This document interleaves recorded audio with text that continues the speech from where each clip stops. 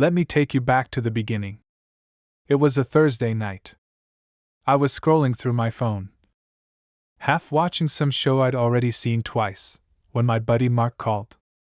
Hello, if you haven't subscribed to our channel, please subscribe to the channel so that you can keep getting more new videos. He sounded stressed. He told me about this girl, let's call her Sarah, who was in a bind. Her roommate had just bailed on her, and she had nowhere to go for a few weeks. Mark was worried. He knew I had a spare room, or at least a comfortable couch. He asked if I could help her out. Now, I like to think of myself as a decent guy. The kind of person who helps when they can. So I said yes.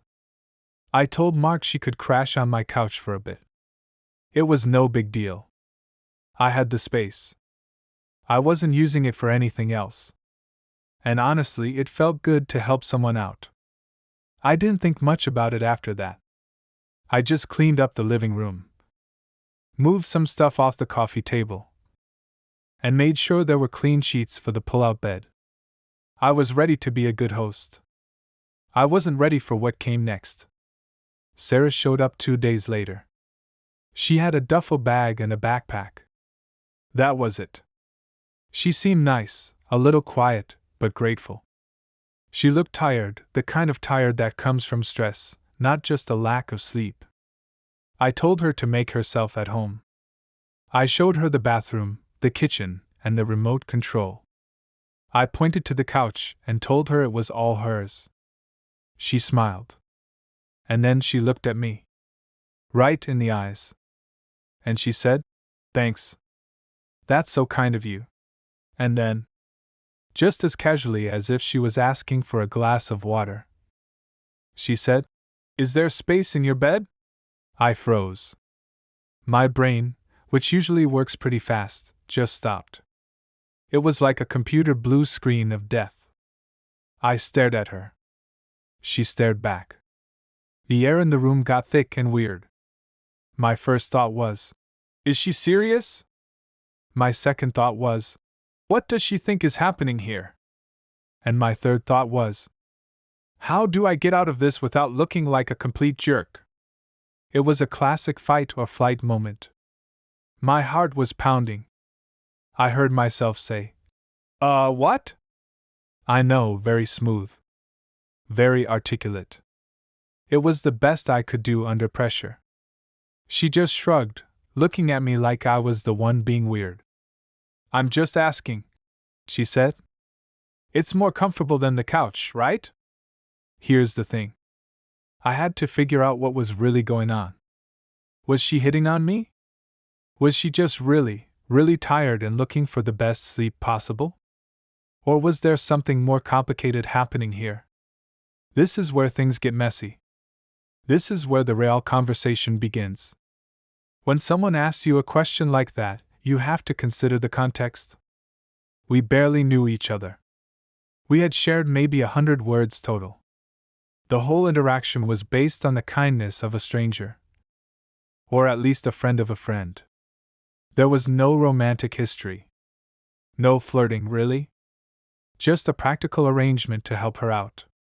Psychologically speaking, we are wired to analyze situations like this. It's a survival thing. We want to know who is safe and who is a threat. We want to know the rules of the game we are playing. In psychology, there's this thing called framing. It's the idea that the way a question is asked can completely change the answer. She framed her question as a simple inquiry about comfort. "Is there space in your bed?" It sounds harmless. But underneath it, the frame was about intimacy and boundaries.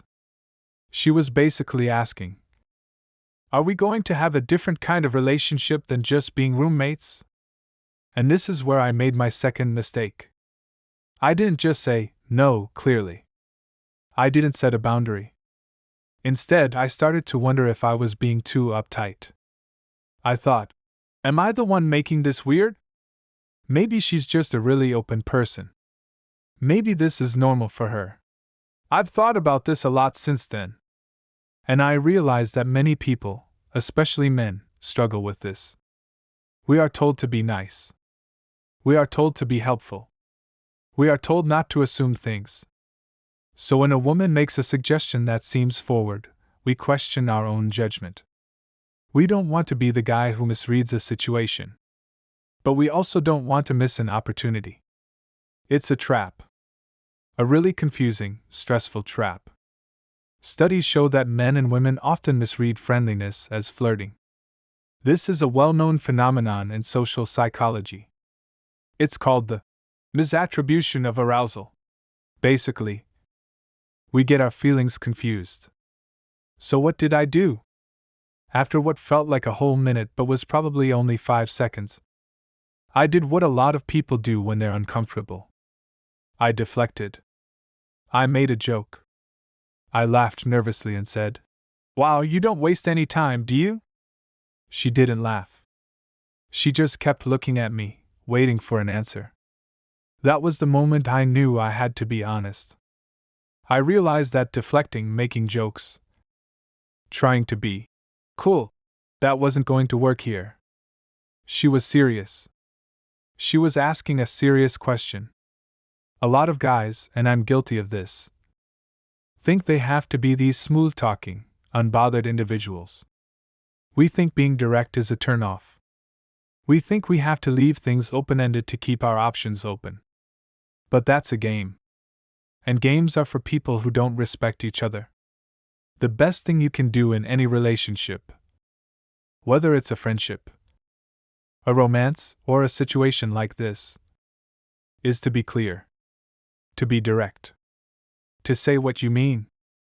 So I dropped the act. I stopped trying to be the cool guy. I stopped trying to figure out the right answer.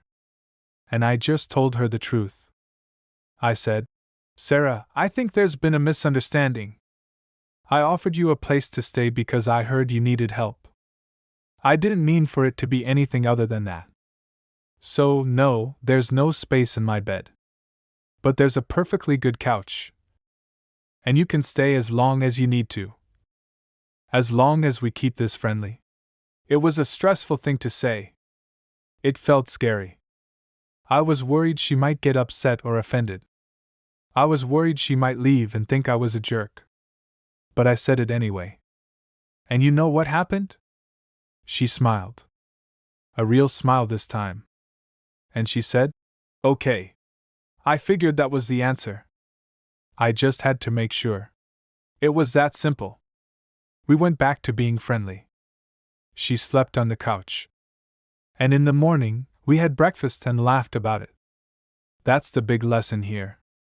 The climax of the story isn't the question. It's the answer. It's the moment you have the courage to say what you really mean. To set a boundary. To be clear about who you are and what you want. We spend so much time trying to guess what other people are thinking. We try to play it safe. We're afraid of being vulnerable. We're afraid of saying the wrong thing, so we say nothing. But saying nothing is the worst thing you can do. In our society, we have a huge problem with communication. Especially around relationships and intimacy. We rely on hints and signals and vibes. And then we're shocked when those signals get misinterpreted. There's a great saying. The person who is most clear is the person who wins. It doesn't matter if you're in a boardroom or a living room. If you can communicate your intentions and your boundaries clearly, you save yourself and everyone else a lot of confusion. Sarah needed to know where we stood. She needed to know if this was a potential hookup or a safe place to sleep. And she didn't want to guess. So she asked? It was bold. And looking back, I respect her for it. But I also learned that I need to be bolder. I need to be as clear as she was. I needed to show up as my authentic self. Even if that authentic self was a guy who felt awkward about being asked to share his bed. The world tries to tell us that being nice means always saying yes. It means being accommodating. It means not rocking the boat. But that's not true kindness. True kindness is being honest, even when it's hard. You can be kind and still say no. You can be a good person and still have boundaries. In fact, you have to have boundaries if you want to be a good person. Because if you don't, you'll burn out. You'll resent people. You'll say yes to things you don't want to do, and then you'll blame them for it. And that's not fair to anyone.